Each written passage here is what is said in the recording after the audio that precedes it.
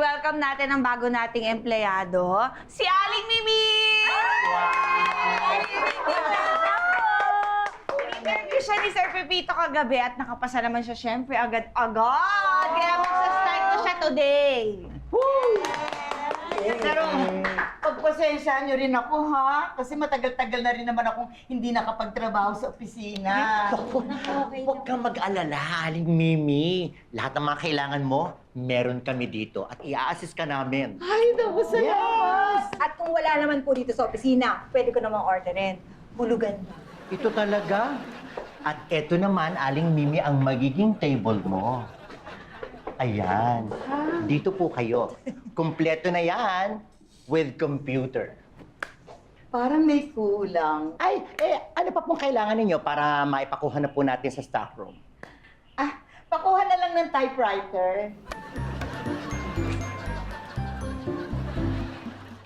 Oh, paano? Ayan, so Aling Mimi, pag gusto niyo pong ilipat yung cursor doon, ayan, i-click niyo lang po itong mouse.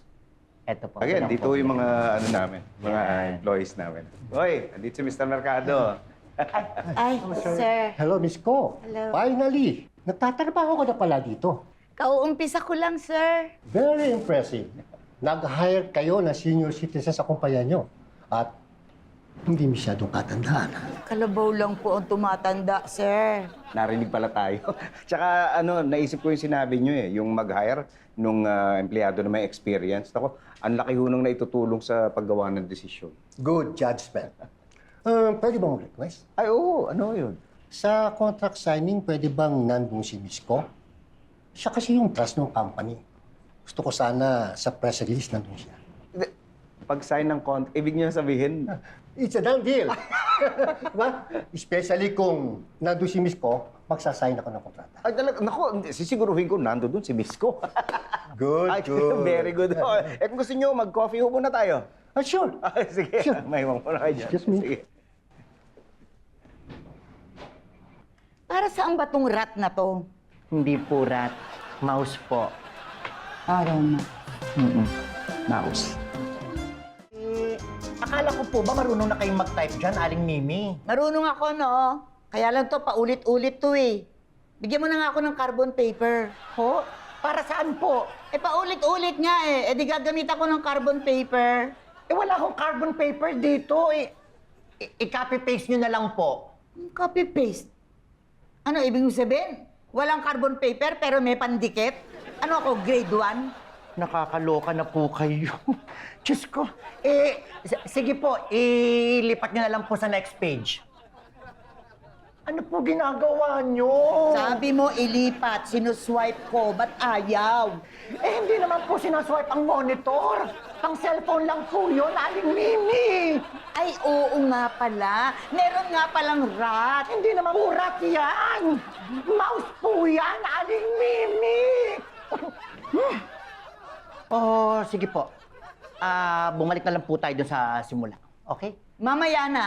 Bakit po? Iihi ako.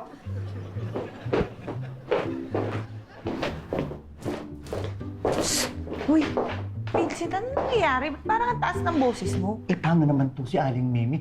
Napakatagal na namin nagtuturoan dito. Hindi pa rin natututo. Ano ka ba? Siyempre, konting tiyaga lang. Makukuha niya rin yan. Yung kunting tiyaga.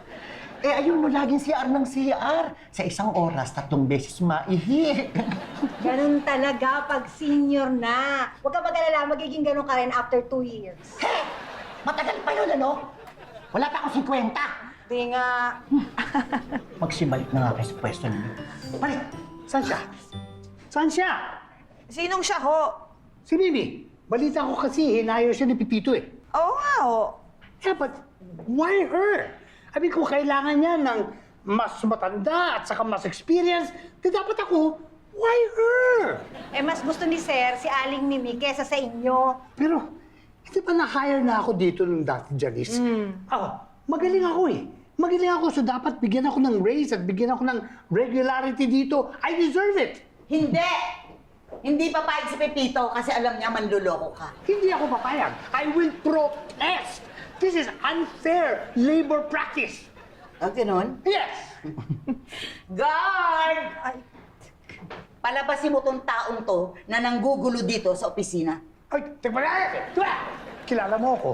Parati ako nandito at saka kaibigan ako ni Pipito. Hoy, ako ang empleyado dito. Ito hindi. Gusto mo, isumbong kita kay Mr. Manaloto? Nagpapapasok ka ng outsider na nanggugulo sa opisina?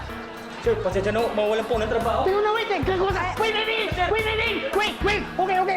Okay. Anytime, anyone, anyhow. Halika manood at sumigaw. Anywhere in the world, everybody in the